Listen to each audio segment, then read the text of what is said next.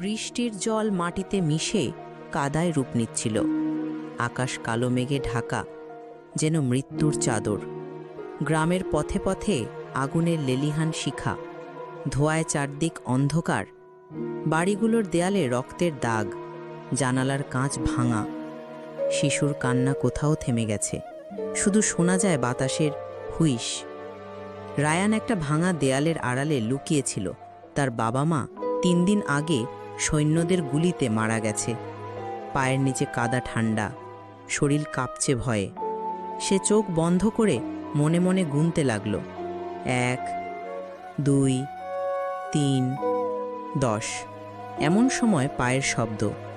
একদল সৈন্য পাশের গলি দিয়ে হেঁটে আসছে। তাদের বুটের আওয়াজে মাটি কেঁপে উঠল। এই, বাড়িটা চেক করা হয়নি, একজন গর্জে উঠল। রায়ানের শ্বাস আটকে গেল। সে মুখ চেপে ধরে রাখল। সৈন্যরা ভাঙা দরজা লাথি মেরে ভেতরে ঢুকল।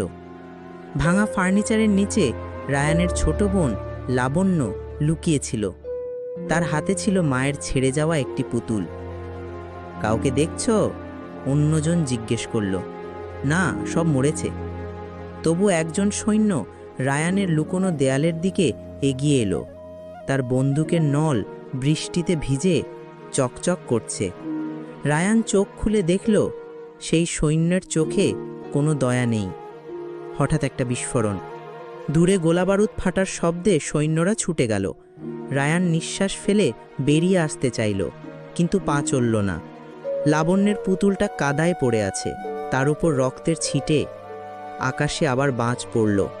আলোয় দেখা গেল লাবণ্যের জামাটা ভাঙ্গা জানালায় আটকে আছে, লাল হয়ে পারত।